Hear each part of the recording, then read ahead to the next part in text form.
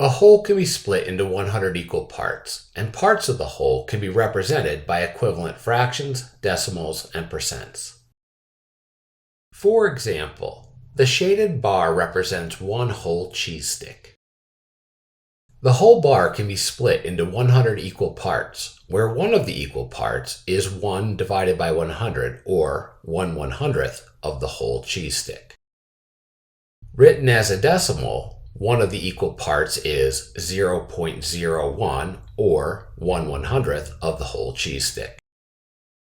Since the term percent stands for out of 100, 1 out of 100 equal parts is 1% of the whole cheese stick.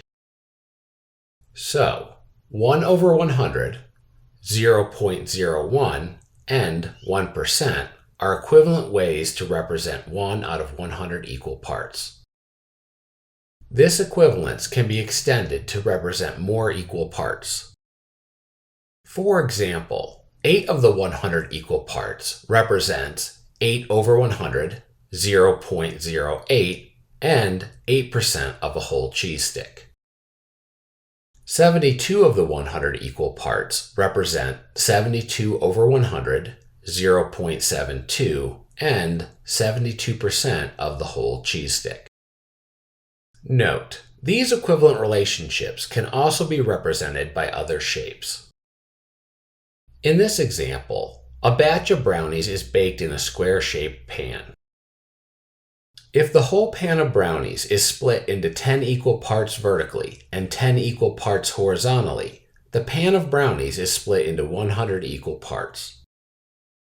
So, 99 out of the 100 equal parts is 99 over 100, 0.99, and 99% of the whole pan of brownies.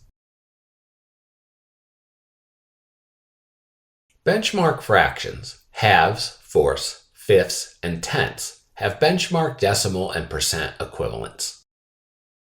For example, if the whole cheese stick is split into 2 equal parts, one of the 2 equal parts is 1/2, 0.50, and 50% of the whole cheese stick.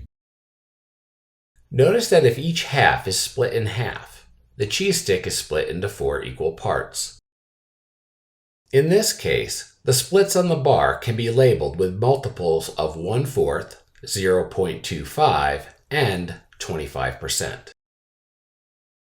If the whole bar is first split into 5 equal parts, the splits on the bar can be labeled with multiples of 1/5, 0.20, and 20%.